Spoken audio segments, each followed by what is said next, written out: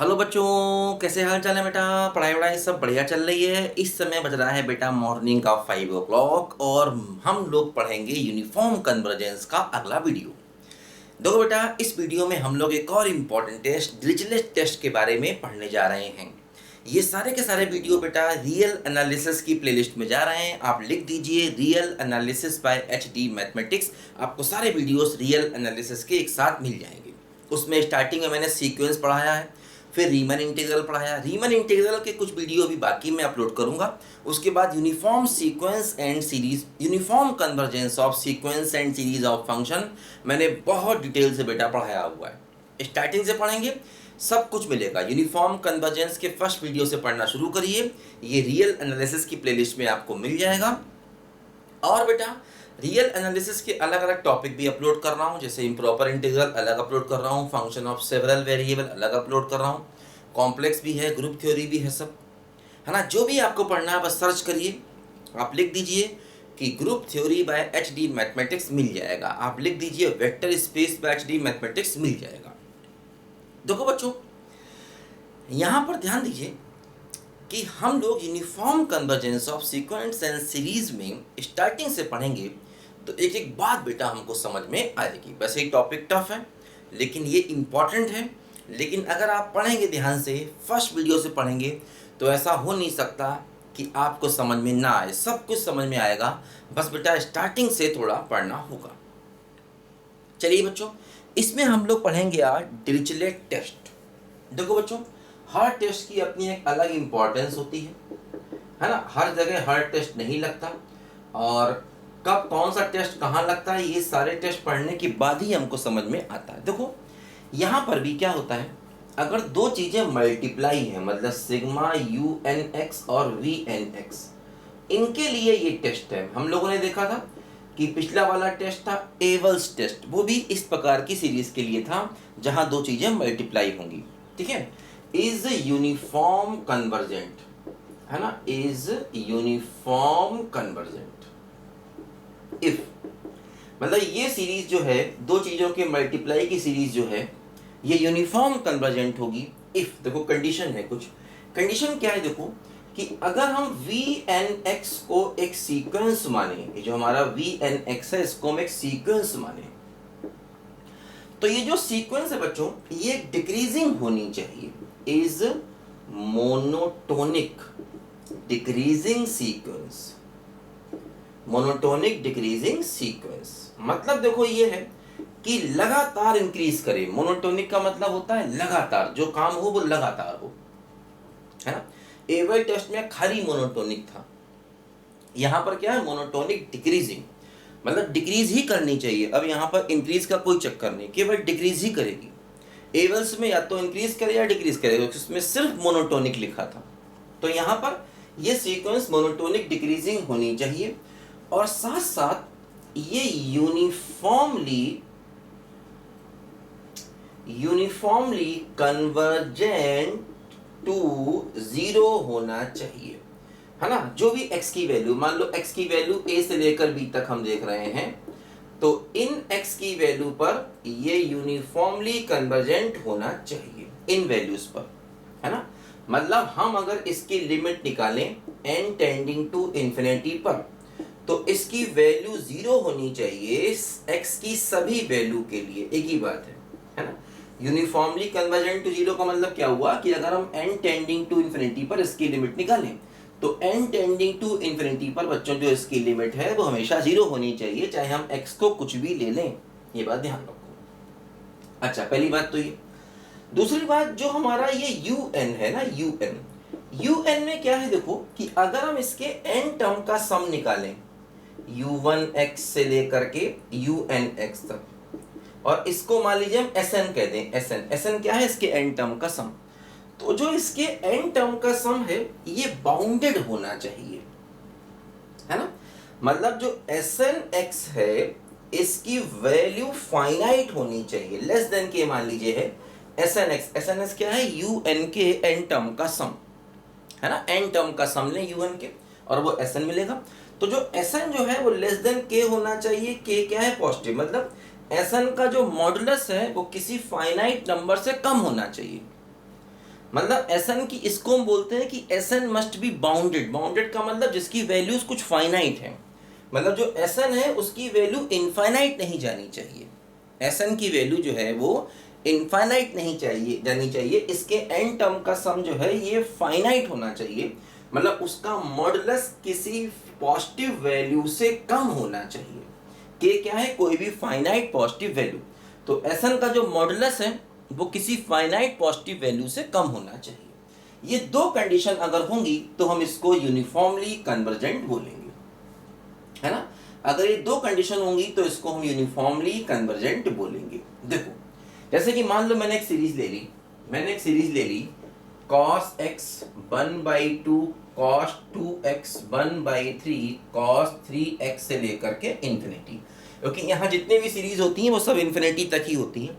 जैसे यहाँ पर n की वैल्यू 1 से इन्फिनिटी जाएगी, लिखा नहीं है लेकिन जाएगी। मान लो ये सीरीज मैंने ले ली और इंटरवल मैंने ले लिया ए बी, और ये ए बी आखिर क्या है, ये जो ए बी है ये 0 और 2 पाई से छोटा है, 0 और 2 पाई के बीच में है ना। ये मैंने इंटरवल ले लिया ए बी, और ए बी जो है वो 0 और 2 पाई के इंटरवल के बीच में कहीं ना कहीं है।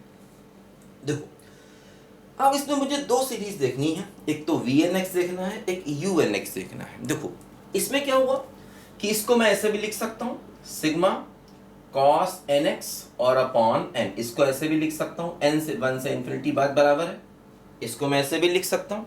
देखो अब इसमें दो सीरीज है, एक तो ये 1/n वाली है, तो एक सीरीज तो मैंने एक सीक्वेंस VNX मैंने मान लिया, और VNX क्या है, मतलब 1/n वाला सीक्वेंस है मान लीजिए मेरा। तो ये जो 1/n वाला देखो सीक्वेंस है इसको मैंने VNX मान लिया। अभी देखो अब ये सीक्वेंस डिक्रीज करेगा।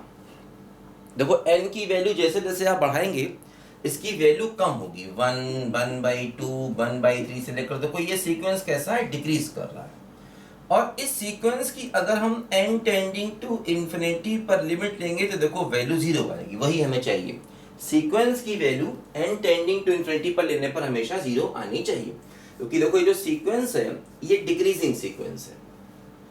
अच्छा दूसरी बात देखो, अब ये जो U वाली सीरीज है, U वाली सीरीज, ये मैंने U वाली सीरीज मान ली। U वाली सीरीज देखो UNX क्या है बोलो, cos nx, इसके n टर्म का सम निकालना होगा, है ना। cos nx के हमें n टर्म का सम निकालना होगा, और वो जो सम है वो किसी फाइनाइट वैल्यू से कम करना होगा। ये प्रूव करना होगा कि ये सम किसी फाइनाइट वैल्यू से कम है, मतलब ये सम इनफाइनाइट नहीं जा रहा, इसको ऐसे भी कहते हैं ये सम बाउंडेड है। जिन चीज़ों की वैल्यू फाइनाइट रहे, मतलब जो चीज़ें फाइनाइट में घूमें या जिन चीज़ों की रेंज फाइनाइट हो उन्हें क्या कहा जाता है, बाउंडेड कहा जाता है। तो ये सम हमारा बाउंडेड होना चाहिए, है ना। तो ये सब बातें बेटा मैंने बहुत बार आपको समझाई हुई हैं, तो ये सब टेस्ट है, इनको याद रखना पड़ेगा और कोई तरीका नहीं है। ये सब इंपॉर्टेंट है, यूज़ होते हैं हर जगह पर, ठीक है। कई बार डायरेक्ट टेस्ट भी हमसे पूछ लिए जाते हैं, बहुत से एग्जाम ऐसे होते हैं जहाँ टेस्ट हमसे डायरेक्ट ही पूछ लिए जाएंगे। लिखो जरा बच्चों ध्यान से पहले इसको, फिर मैं आपको आगे की कार्रवाई करता हूँ कि आगे हमें क्या करना है।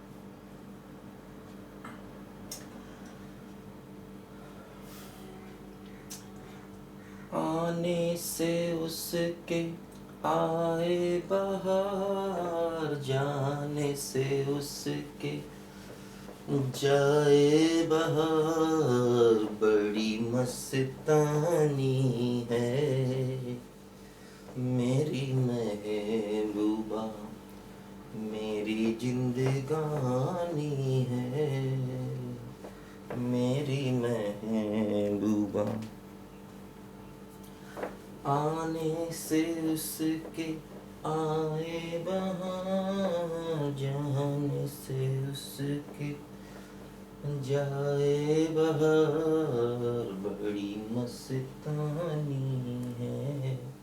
देखो ध्यान दो बच्चों, जैसे अब हमें ये सम निकालना होगा किसका, u1x प्लस u2x से लेकर के unx तक का, मतलब n की जगह 1 रखो तो cos x, n की जगह 2 रखो तो cos 2x से लेकर के cos nx तक, ठीक है। ये सब हमको निकालना होगा। देखो जैसे क्या होता है कि cos alpha cos alpha plus beta से लेकर के cos alpha plus N minus one into beta. मान लो देखो ये हमारे पास एक कॉस की सीरीज है और इसके जो एंगल हैं वो देखो अर्थमेटिक प्रोग्रेशन में है, इसके एंगल एपी में है, इसके एंगल एपी में। देखो इसका सम ये होता है cos N beta by two upon cos beta by two, है ना। ये देखो इसका बच्चों सम होता है ना।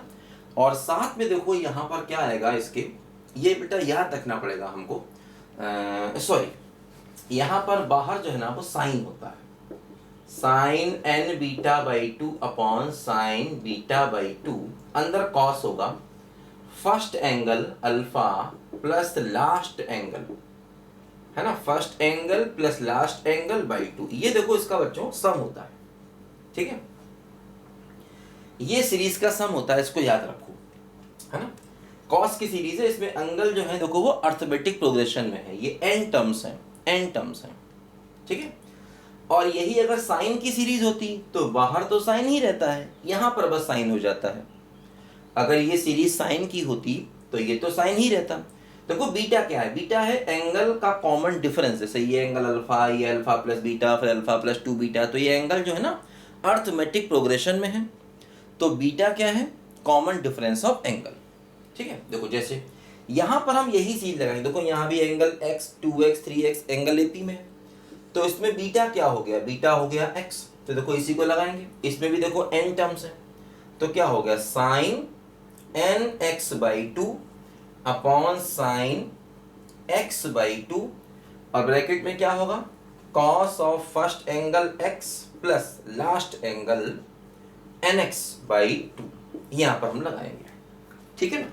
देखो ये इसका सम हो गया, है ना। इसमें भी n टर्म्स हैं और x क्या है, मतलब बीटा क्या है, x के बराबर, बीटा क्या है एंगल्स का कॉमन डिफरेंस, ठीक है।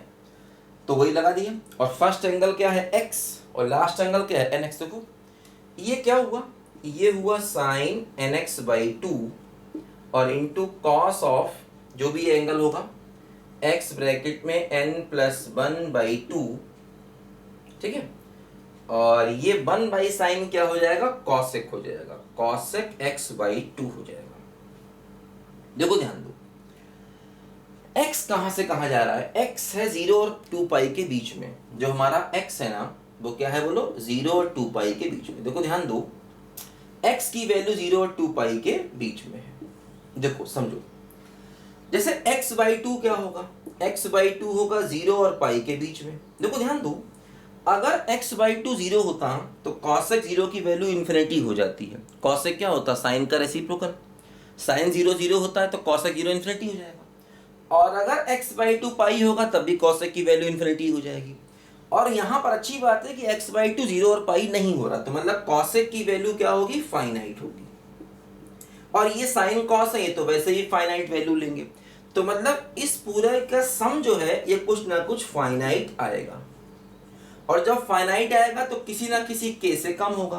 भाई अगर कोई चीज़ फाइनाइट है तो वो उससे बड़ी चीज़ हम कुछ ना कुछ मिल जाएगी। मान लो अगर ये सम 1 लाख भी है तो इससे बड़ा हमें 2 लाख मिल जाएगा। के की वैल्यू इससे बड़ी कुछ ना कुछ तो मिल ही जाएगी हमेशा, क्योंकि ये सम फाइनाइट है और यही हम चाहते थे। तो Sn जो है ना, Sn मतलब इसका सम क्या आ गया, फाइनाइट आ गया।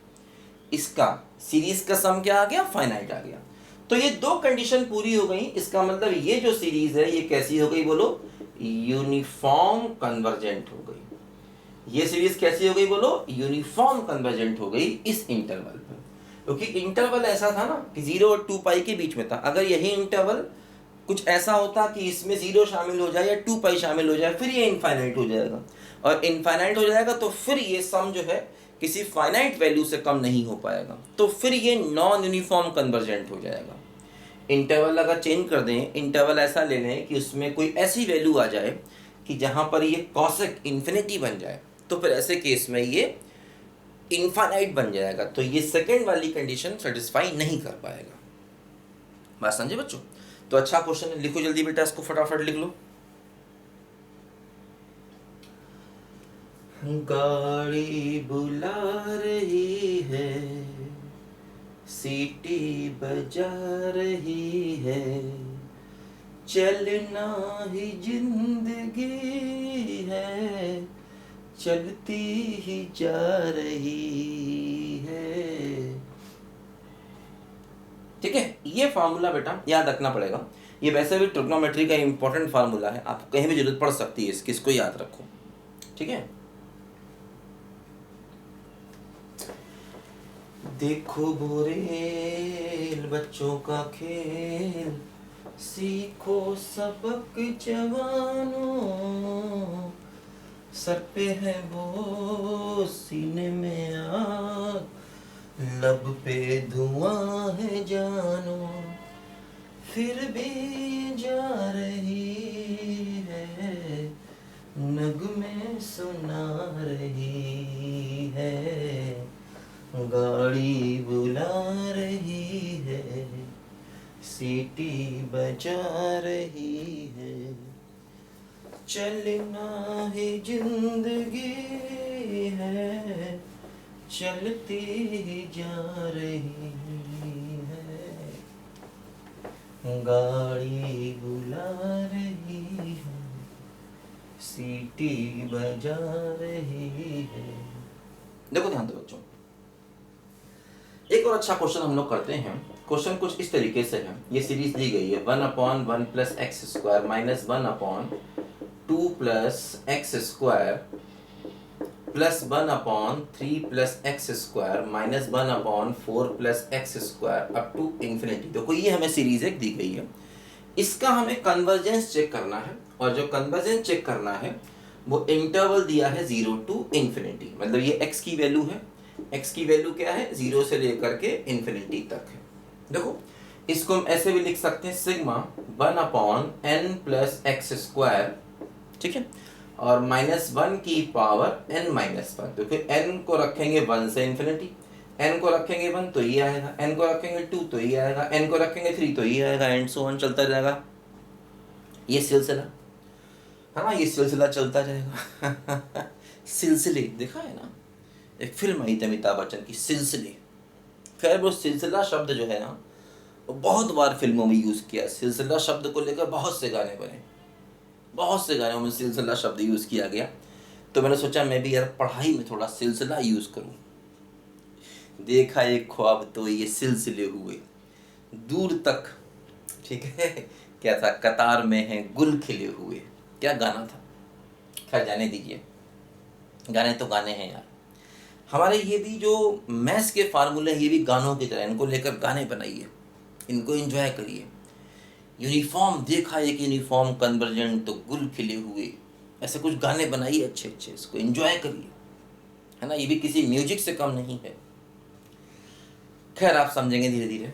तो खैर चलो बच्चों, ये हुआ मेरा। अब देखो इसमें un और vn थोड़ा हमें ध्यान से लेना पड़ता है। देखो un में ये ले लेता हूँ -1 की पावर n माइनस 1, और vn में देखो ऐसा ना, अगर आप vn को ये लोगे तो इसकी लिमिट इन्फिनिटी पर एग्जिस्ट नहीं करेगी, है ना, क्योंकि -1 की पावर n है और n टेंडिंग टू इन्फिनिटी करोगे तो वो दो पॉसिबिलिटी है, +1 या -1। इसलिए मैंने vn ये लिया, un ये लिया। un से फायदा क्या होगा, इसमें अगर मैं u1 प्लस u2 से लेकर के un तक का सम निकालूं तो क्या होगा, -1 की पावर 0 मतलब 1, -1 की पावर 2 यानी कि -1, फिर +1, फिर -1, एंड सो ऑन चलता रहेगा। तो जब तुम इसके n टर्म का सम लोगे ना, तो ये सम या तो +1 आएगा या -1 आएगा, कुछ भी आ सकता है। जो Sn आएगा वो +1 या -1 कुछ भी आएगा। दोनों ही केस में जो हमारा Sn है वो किसी फाइनाइट से कम होगा। जैसे k को अगर मैं 2 मान लूं तो ये 2 से कम है, इसका मॉड ले लो। चलो मॉड का मतलब उसकी पॉजिटिव वैल्यू, तो पॉजिटिव वैल्यू भी किसी ना किसी नंबर से कम हो जाएगी, है ना भाई। मॉड लोगे तो और भी अच्छा है, दोनों +1 हो जाएंगे। दोनों +1 लोगे तो k को कुछ भी ले लो, 1.2 ही ले लो k को। खैर जाने दीजिए, ये हो गया अपना कंडीशन सेटिस्फाई सेकंड वाला। फर्स्ट वाला क्या है, देखो ये डिक्रीज करना चाहिए, तो vnx देखो ये है, vnx क्या है, 1/n प्लस एक्स स्क्वायर। देखो n की वैल्यू बढ़ाओगे तो ये वैल्यू कम होती जाएगी, मतलब ये सीक्वेंस डिक्रीज करेगी लगातार। n को बढ़ाओगे तो ये वैल्यू कम होती जाएगी, पूरे की वैल्यू कम होती जाएगी जैसे जैसे n को 1 2 3 4 रखोगे। और दूसरी बात देखो ये है, अगर हम n टेंडिंग टू इन्फिनिटी करें इसकी लिमिट, तो देखो ये क्या आएगी, ये वैल्यू 0 हो जाएगी, चाहे x आप कुछ भी ले लीजिए, x को कुछ भी ले लीजिए, है ना, तो कि अगर x 0 होगा तब भी ये 1/n और n टेंडिंग टू इन्फिनिटी पर वैल्यू 0, तो मतलब ये जो है ये 0 पर यूनिफॉर्म कन्वर्जेंट हो रहा है। ये क्या हो रहा है? यूनिफॉर्म कन्वर्जेंट टू 0, 0 पर ये सीरीज यूनिफॉर्म कन्वर्जेंट हो रही है। यही दो कंडीशन है जो हम चाहते हैं, और अगर ये दो कंडीशन सेटिस्फाई हो गई तो मतलब ये भी कैसी हो गई? यूनिफॉर्म कन्वर्जेंट हो गई। इस इंटरवल पर जो भी इंटरवल दिया है उस पर ये यूनिफॉर्म कन्वर्जेंट हो जाएगी। ठीक है बच्चों, तो इस तरीके से बेटा हम लोगों ने ये कुछ अच्छे सवाल किए। इन टेस्ट पर बहुत ज़्यादा सवाल नहीं बनते हैं, कुछ लिमिटेड सवाल होते हैं, जैसे कि UN मेथड था, है ना, वेक्टर्स एमएन टेस्ट था, उन पर बहुत बहुत सवाल बनते हैं। वो मैंने आपको बहुत डिटेल से कराया हुआ है बेटा, बहुत सवाल मैंने करा दिए इस पूरे यूनिफॉर्म, इतने करा दिए कि कोई सवाल आपका छूट ही नहीं सकता। और ये बहुत से एग्जाम में, जैसे नेट एग्जाम वगैरह, उसमें काफ़ी पूछा जाता है। ठीक है ना बच्चों, बहुत डिटेल से मैंने पढ़ा दिया। ठीक है ना, तो चलो बच्चों, इस वीडियो में इतना ही। हम लोग मिलेंगे अगले वीडियो में, और मस्ती के साथ पढ़ते रहिए, एंजॉय करते रहिए, पढ़ाई को एंजॉय का काम समझिए, इसमें एंजॉय करना सीखिए। ठीक है बच्चों, मौज मस्ती के साथ पढ़िए, सब कुछ बेसिक से पढ़िए, समझ समझ के पढ़िए, यही बेटा मैथ्स है। ठीक है बच्चों, मिलते हैं अगले वीडियो में, तब तक के लिए बाय बाय।